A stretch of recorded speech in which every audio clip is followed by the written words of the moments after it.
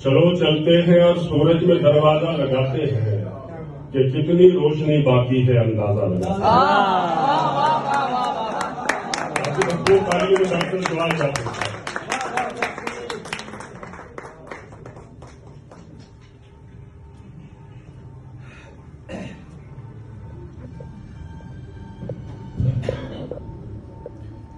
जनाब खालिद शरीफ साहब, जनाब इरफान सादिक साहब और हाज़रीन मजलिस, मैं शुक्रगुजार हूँ इस इज़्ज़त अफजाई के लिए सेवा आर्ट सोसाइटी का, अपने भाई इरफान सादिक का और सेवा आर्ट सोसाइटी के अरकान का कि उन्होंने हमें इज़्ज़त अफजाई की। लेकिन मैं सबसे ज़्यादा शुक्रगुजार हूँ इस हवाले से कि इन्होंने आज मेरी मुलाकात हैरत अंगेज शायरों से करवाई है। पिछले कुछ अरसे से मैं मुशायरों वगैरह में नहीं जाता, तो इसलिए ये सब आवाज़ें मेरे लिए नहीं थी।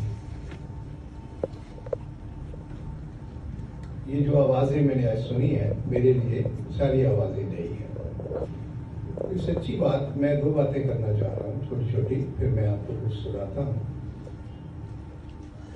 पहली बात तो ये है कि ये वो आवाजें हैं जो मैंने आज सुनी हैं।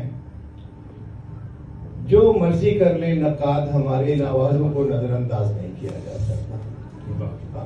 मैं पूरी जिम्मेदारी से बात कर रहा हूँ, क्योंकि मेरी तरबियत ऐसी की गई है कि जिसमें दूसरों की हौसला अफजाई और इज्जत अफजाई को शामिल रखा गया है। तो मुझे बहुत खुशी होती है इज्जत अफजाई करते हुए। एक बात तो ये है कि इन आवाजों को कोई नजरअंदाज नहीं कर सकता, ये इतनी उम्दा आवाजें सामने आ रही है।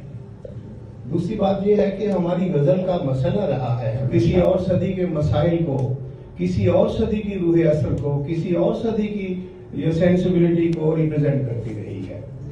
मैं पूरे यकीन से ये स्टेटमेंट दे रहा हूँ कि जो आवाजें मैंने आज सुनी हैं ये 21वीं सदी की आवाजें हैं।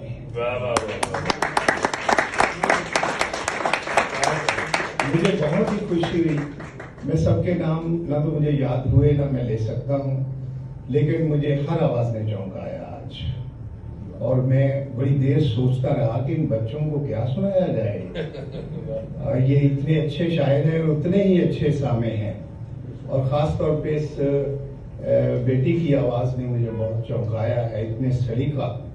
और हमारी गज़ल, आपने हमारी यहाँ भी गज़ल सुनेंगे, बाहर भी सुनते हैं, तो हमारी गज़ल में सब कुछ होता है लेकिन लम्हा मौजूद नहीं होता।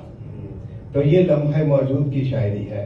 अल्लाह पाक इन आवाज़ों को तवाना करे और आपको लंबी उम्रें दे। और मुझे यकीन आ गया है आज इन आवाज़ों को सुन के कि उर्दू गज़ल का मुस्तकबिल महफूज हाथों में है।